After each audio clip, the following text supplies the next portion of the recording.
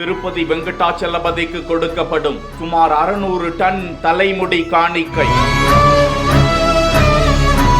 எந்த நம்பிக்கையில் பக்தர்களால் கொடுக்கப்படுகிறது? ஸ்ரீ ஸ்ரீ வெங்கடாச்சலபதியே தலைமுடியை வழங்கியதால் என் மனம் மகிழ்கிறது என கூறியதாக புராண வரலாறு கூறும் தகவல் என்ன? அஷ்டலட்சுமியின் அதிர்ஷ்டம் கிடைக்க திருப்பதிக்கு சென்று திருப்பத்தை ஏற்படுத்திக் கொள்ள முடிக்காணிக்கையின் அவசியம் குறித்த ஒரு பார்வை. திருப்பதி பாலாஜி கோவிலுக்கு ஆண்டுதோறும் பக்தர்களிடமிருந்து ஏராளமான முடி நன்கொடைகள் பெறப்படுகின்றன.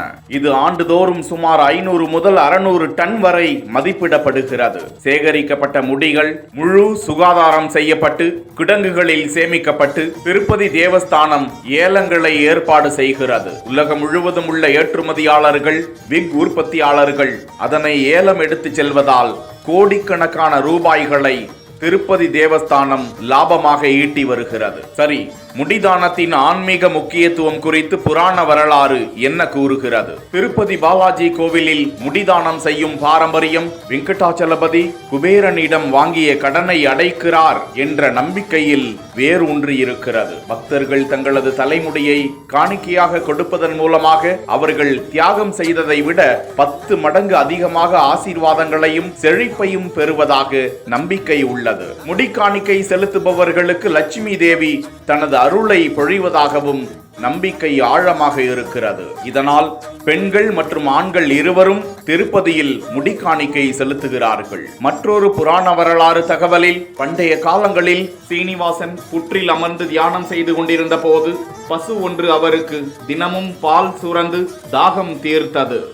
ஒரு நாள் என்ன நடக்கிறது என்று தெரியாத பசுவின் உரிமையாளர் ஆத்திரமடைந்து கோடாரியால் பசுவின் தலையில் அடிக்க அந்த அடி தற்செயலாக பாலாஜி பகவானை காயப்படுத்தியதாம். இதனால் அவரது தலைமுடி சில உதிர்ந்து போனதாம். அப்போது கருணையால் தூண்டப்பட்ட நீலாதேவி தனது தலைமுடியின் ஒரு பகுதியை வெட்டி பாலாஜியின் காயத்தின் மீது வைத்தாளாம். அப்போது வெங்கடாச்சலபதியின் காயம் உடனடியாக குணமடைய அவளுடைய தியாகத்தால் தொடப்பட்ட பகவான் நாராயணன் தலைமுடி ஒரு நபரின் அழகின் மிகவும் மதிப்புமிக்க அம்சங்களில் ஒன்று.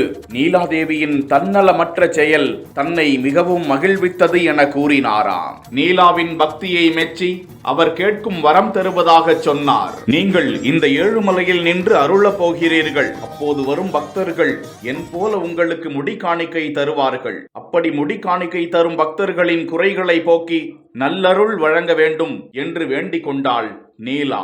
தனக்கென எதுவும் கேளாமல் பிறருக்காக வரம் கேட்ட நீலாவை கண்டு மனம் நெகிழ்ந்த பெருமாள், நீலா, உன் செய்கையின் மூலமும் நீ கேட்ட வரத்தின் மூலமும் எளிய மனிதர்களும் பக்தி செய்து என் அருளை பெறும் வழியை நீ ஏற்படுத்தி விட்டாய். இனி எனக்கு முடி காணிக்கை தரும் பக்தர்களின் குறைகளை உடனே போக்கி அவர்களுக்கு தீர்க்க ஆயுளும் வறுமையற்ற வாழ்வும் அருள்வேன் என்று பெருமாள் பதில் உரைத்தாராம்.